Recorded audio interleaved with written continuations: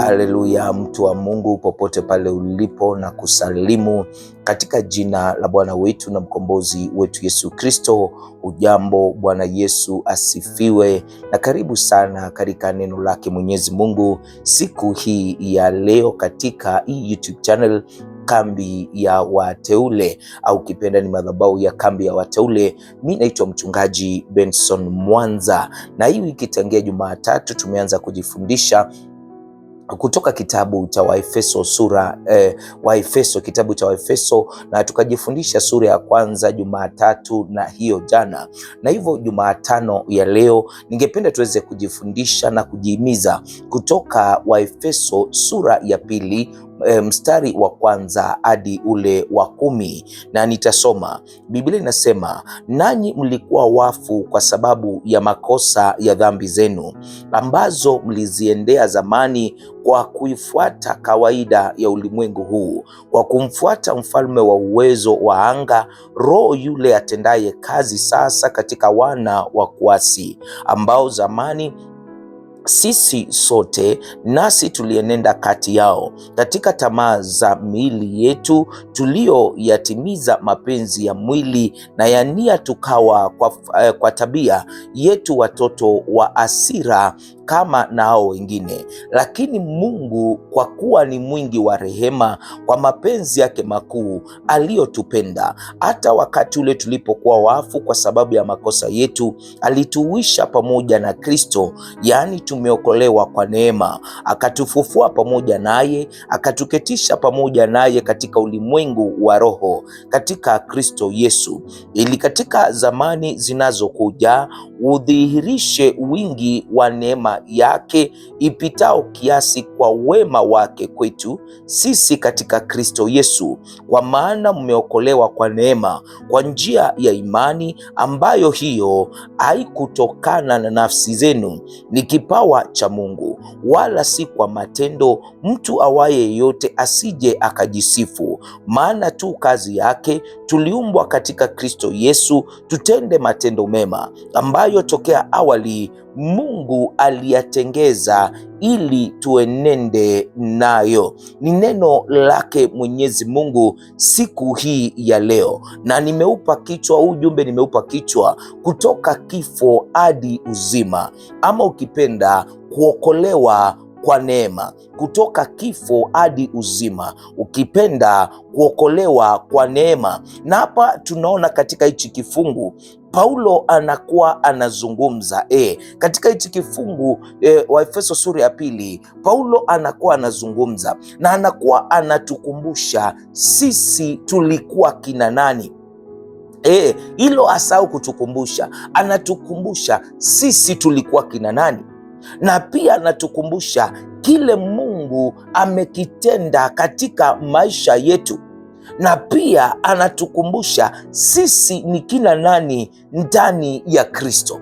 Na hivyo siku ya leo nataka kuzungumza na mtu mahali, mtu ambaye anahisi astahili, mtu ambaye anahisi afai, mtu na ambaye amevunjika, amejeruhiwa, mtu na ambaye anajihisi ako mbali na Mungu. Basi huu ujumbe ni wako. Nazungumza na mtu na ambaye anajihisi afai au astahili, nazungumza na mtu aliyejeruhiwa, nazungumza na mtu na ambaye anajiona ako mbali na Mungu. Basi huu ujumbe ni wako. Paulo anaanza na kutukumbusha kwamba sisi tulikuwa tumekufa katika dhambi, sisi tulikuwa tumeondoka katika njia za Mungu na tukawa tumekufa. Sio tukuwa wadhaifu, bali tulikuwa tumekufa kiroho. Paulo anakuwa anatuzungumzia hili na anatuambia kwamba tulifuata njia za ulimwengu, tulimfuata yule mwovu Shetani, na zaidi tulifuata tamaa za mwili.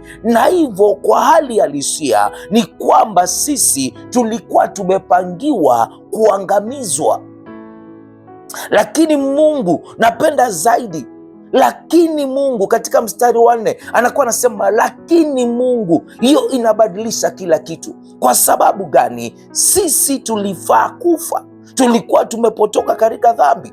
Si eti kwamba tulikuwa dhaifu, wa kiroho, bali tulikuwa tumekufa kiroho. Sisi tulifuata njia za ulimwengu, tukawa marafiki wa ulimwengu na tukawa adui wa Mungu. Sisi tulimfuata mungu wa hii dunia na ambaye ni mwovu, Shetani. Sisi tulifuata tamaa za mwili. Najua kuna mtu unazungumza naye mahali anaelewa kile ninachokinena. Najua kuna mtu mahala anajihisi afai, au wakati hatukwa watu na ambao hatukuwa tunafaa.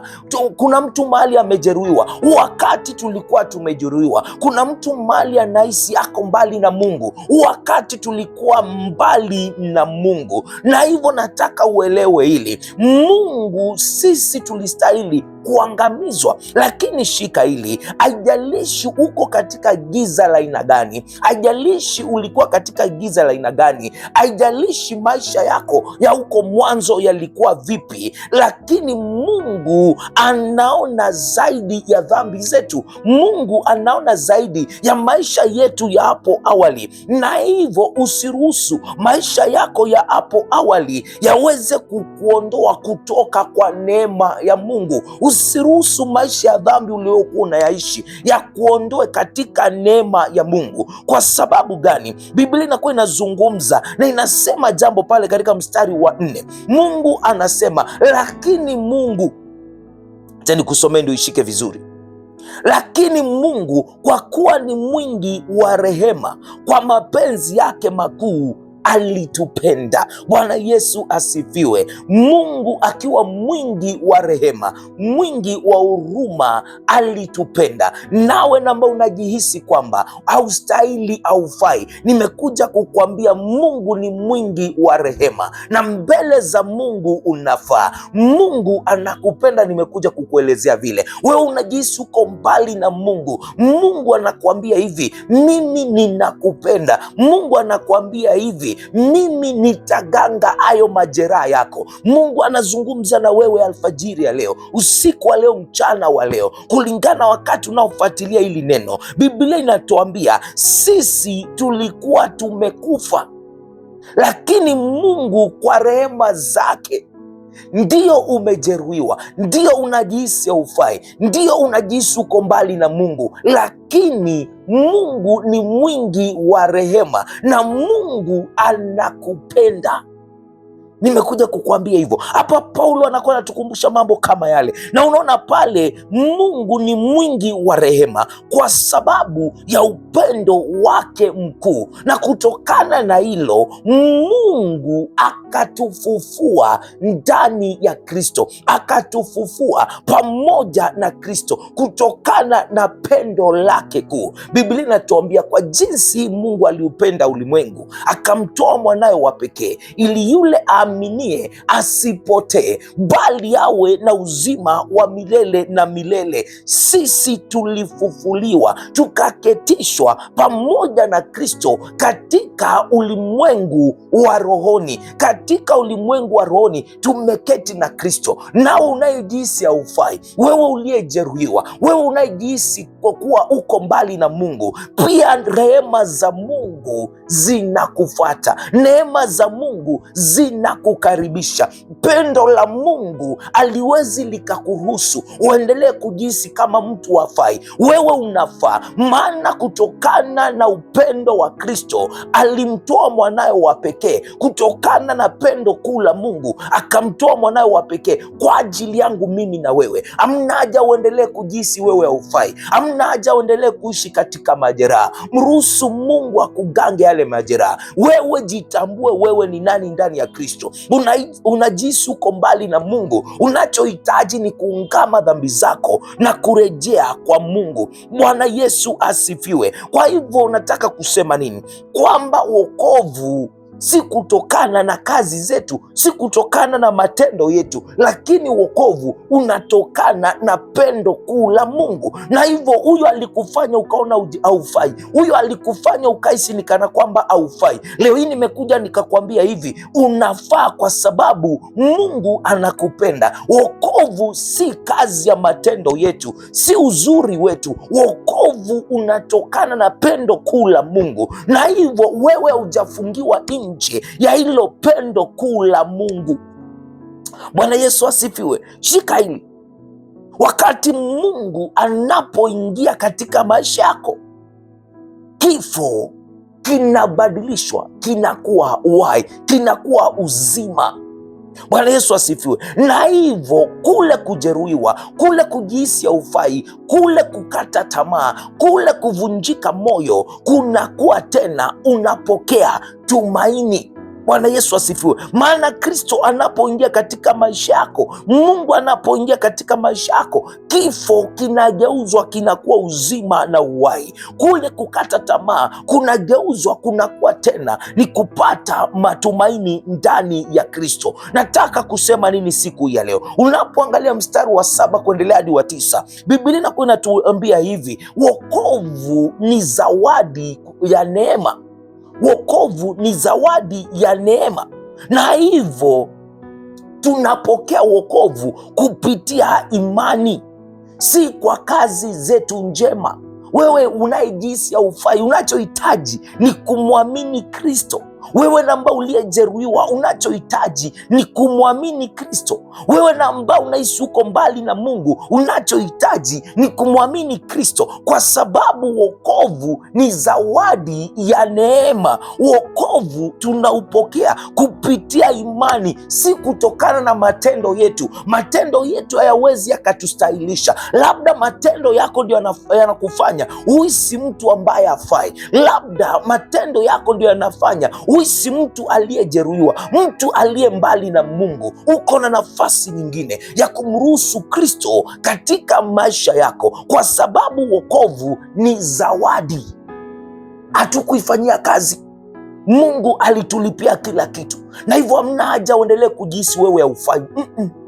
Ni Yesu anakuambia, nimesimama mlangoni ninabisha, ukinifungulia nitaingia na tutakula pamoja, nitaketi na tutakula pamoja. Anapoingia na kuketi, analeta tumaini. Anapoingia na kuketi, anaganga majeraha. Anapoingia na kuketi, analeta uzima, uhai, mahala kifo kilikuwa kimetawala. Bwana Yesu asifiwe. Na hivyo angalia hili, hauhitaji kujidhibitisha kwa Mungu. Hauhitaji, you don't need to prove yourself to God. Kile unachohitaji, unahitaji kuruhusu neema ya Mungu. Unahitaji neema ya Mungu ikukomboe kutokana na kuhisi haufai. Unahitaji neema ya Mungu ikukomboe kutokana na uoga. Unahitaji neema ya Mungu ikukomboe kutokana na uchovu wa kiroho. Na ukipokea hayo, utakuwa umeanza kutembea tena. Utakuwa mtu ambaye ametoka kuwa mfu na sasa yu hai, kwa sababu Biblia inatuambia pia zawadi ya pili ambayo tunapewa ni Roho Mtakatifu wa Mungu. Na tunaona Paulo anakuwa anasema ya kwamba iwapo yule Roho Mtakatifu wa Mungu aliyemfufua Kristo kutoka kwa wafu yuaishi ndani yenu, atauisha miili yenu iliyo katika hali ya kufa. Bwana Yesu asifiwe. Hauhitaji, you don't need to prove yourself to God. No, all you need is grace. Na neema itakuweka huru kutokana na hukumu. Neema itakuweka huru kutokana na uoga. Neema itakuweka huru kutokana na uchovu wa kiroho. Na nataka nimalizie, napokuwa namalizia Paulo akizungumza ili kanisa la Waefeso, katika ule mstari wa 10 kuna jambo analinena pale, na ambalo ni jambo la umuhimu mkubwa kwetu sisi kama Wakristo. Paulo anakuwa anasema, maana sisi tu kazi ya mikono ya Mungu. Bwana Yesu asifiwe. Sisi tu kazi ya mikono ya Mungu.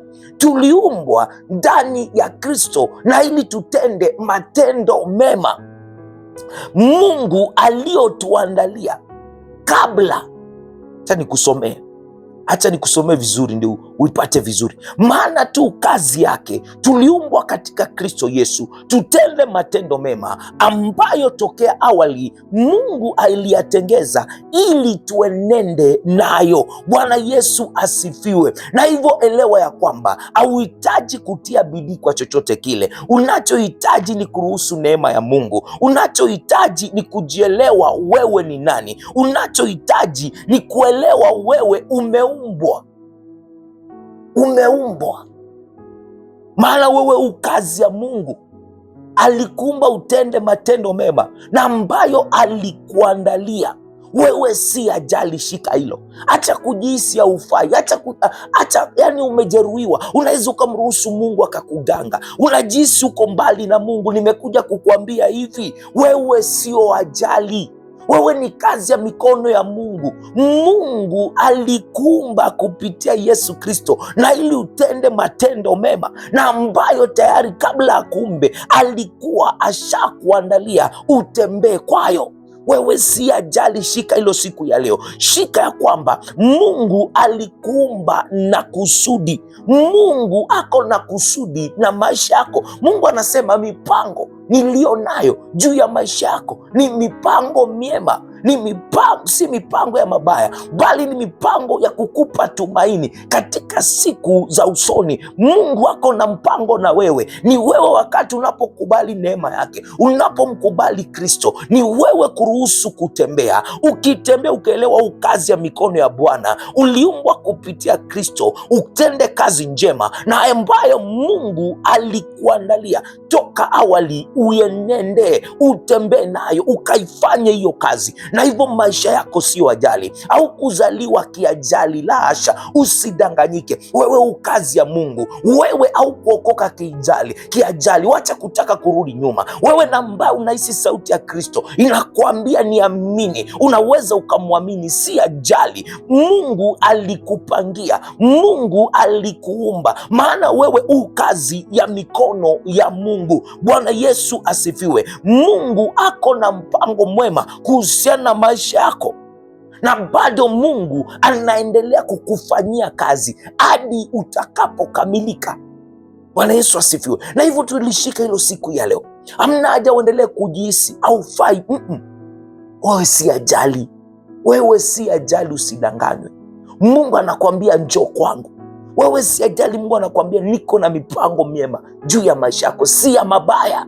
Acha kuvunjika moyo, acha kujihisi uko mbali na Mungu. Kuja kwa Mungu, njoo kwa Kristo, mwamini Kristo, si kwa matendo yako. Ijalishi nini umekuwa ukikifanya. Yesu anasema ya kwamba njooni tusemezane, njooni tusemezane, anasema vile. Na pia anasema hata kama dhambi zenu ni mbaya aje, hata kama umeni nyekundu kama nini, nitazisafisha ziwe nyeupe. Kwa sababu wokovu si kazi yako, si bidii yako, ni zawadi, inatokana na neema. Na Biblia inatuambia kusije kukawa na mmoja wetu atakayejigonga kifua. Labda umeshushwa na mchungaji, labda umeshushwa na mtu aliyeokoka, labda unajihisi haufai kwa sababu uliongeleshwa kitu fulani. Nimekuja kukuambia unafaa mbele za Mungu. Wewe si ajali, wewe uliyejeruhiwa na mtu ambao ulitarajia kuinue. Nimekuja kukuambia kuna yule aliyekufilia na anakuambia nitakushika kwa mkono wa kuume, nitakuongoza, utaisikia sauti ikikuelekeza, ikikwambia njia ndio hii, ifuate. Anakuambia njoo, mimi ni karibu na wewe, sitakuacha wala sitakupungukia. Uovu wenu na dhambi zenu ndizo zimenitenga mbali na wewe. Mungu ndiye anakuzungumzia alfajiri ya leo, mchana wa leo, usiku wa leo. Na hivyo uko pale unanitazama, unasema Mchungaji Benson, ujumbe ni wangu. Mimi nahisi sifai, mimi nahisi niko mbali na Mungu, mimi nimejeruhiwa. Ujumbe ni wangu. Unasema ningependa kuokoka, unasema ningependa kumrudia Kristo. Na zaidi wewe na ambao unajihisi haufai, unafaa mbele za Mungu. Ni wewe kwanza kujielewa wewe ni nani ndani ya Kristo. Ukishajielewa, maisha yako utaona yakiwa na utofauti. Na ndio maana hapo kesho tutalizamia hilo swala zaidi, kuanzia pale Waefeso sura ya 2 mstari wa 11 kushuka, tumalizie kile kifungu. Kwa hivyo usikose pale kesho. Ninapomalizia, ungependa kuokoka, ungependa kumrudia Kristo, sema Bwana Yesu, siku ya leo naja mbele zako, nimetambua ya kwamba mimi ni mwenye dhambi, na siku ya leo Yesu Kristo, ninaamini ndani ya moyo wangu na kukiri na kinywa changu kwamba wewe Yesu Kristo ni Bwana na Mwokozi wa maisha yangu, na kwamba Mungu alikufufua kutoka kwa wafu na ili unipe wokovu. Wokovu siku ya leo ninaupokea. Futa jina langu kwenye kitabu cha mauti na uliandike jina langu kwenye kitabu cha uzima wa milele na milele. Yesu Kristo, ninakupokea, nipokee, nijaze na Roho wako Mtakatifu, aniongoze kwenye hii safari nimeanza siku ya leo, aniwezeshe. Mahala nilijiona sifai, wacha sasa nikafae ndani ya Kristo. Mahala nilikuwa nimejeruhiwa, kagange majeraha yangu, kanigange, wacha nikakaribie karibu na wewe. Roho Mtakatifu niongoze, katika jina la Bwana wetu na mkombozi wetu Yesu Kristo naomba, naokoka na kuamini. Mfalme mkuu na mtakatifu, nakushukuru kwa hili neno lako Mungu wetu. Umezungumzia watu wako ambao wanahisi hawafai, ambao wengine wamejeruhiwa. Baba, umewanenea kwamba wanafaa, kwamba uliwaponya, utawafufua iwapo tu watakuruhusu wewe, kwamba neema yako Baba imeachiliwa kwa watu wote. Mfalme mkuu na mtakatifu, umetukumbusha kwa mara nyingine tusije tukabrag, tusije tukajigamba kutokana na uokovu, maana ni zawadi, ni kazi ya neema, si kwa matendo yetu. Na hivyo umetuita na ili tuitende kazi njema ya kuhimiza wengine, ya kupenda wenye dhambi na kuwazungumzia neno lako, zaidi kuwaleta karibu wote waliopotoka. Maana umetuita tuifanye kazi njema uliotuandalia, na hivyo kusudi lako juu ya maisha yetu ni makusudi mema. Baba, tusaidie na utusamee mahala tumejigamba, hata wengine wakatoka katika uokovu, tukaumiza wengine kutokana na kujigamba, kwa sababu sisi ni watakatifu. Tukakemea wengine kwa njia isiyofaa, badala ya kuwakemea na kuwarudisha kwa upendo tukawafukuza. Baba, tunatubu, katusamee siku ya leo Baba, na ambao wanaishi wakiwa mbali Baba, warejeshe kwa utukufu wa jina lako. Ganga hawa waliojeruhiwa Baba, kawarejeshe, wacha neema yako ikawatoshe, wacha ikawabebe, wacha ikawainue, wacha ikawasaidie kukataa uovu na kusema hapana kwa dhambi, katika jina la Yesu Kristo. Mfalme uketie juu zaidi, wewe umetukuka na umeshimika milele yote. Ni asante maana umekuwa mwema, ni asante maana umetukuka. Jitwalie sifa zote na utukufu, katika jina la Bwana wetu na mkombozi wetu Yesu Kristo naomba na kuamini, amen. Asante sana kwa kulitazama hili neno lake Mwenyezi Mungu. Mungu akubariki, Mungu akuzidishe. Mimi naitwa mchungaji Benson Mwanza, na hivyo ungependa kutoa sadaka zako, ungependa kusapoti huduma, ni kupitia 0792593648 0792593648. Ukiwa nje ya Kenya ni +254 792 593648 +254 792 593648. PayPal address bnsnmwanza@gmail.com. Sema nami pale, nitakuwa nashukuru zaidi. Ndizo jumbe, unaweza ukanitumia ujumbe mfupi, tuma sadaka zako, tuma usapoti yako, na Mungu akubariki, Mungu akuzidisha. Usikose hapo kesho, tunaendelea Waefeso sura ya 2 mstari wa 11, tumalizie hicho kifungu na najua itakuwa ya baraka zaidi. Naitwa mchungaji Benson Mwanza, ninakupenda sana na kuacha na neema ya Bwana wetu Yesu Kristo na upendo wa Mungu Baba na ushirika wa Roho Mtakatifu ukae nasi sasa na hata milele. Amina na kwaheri.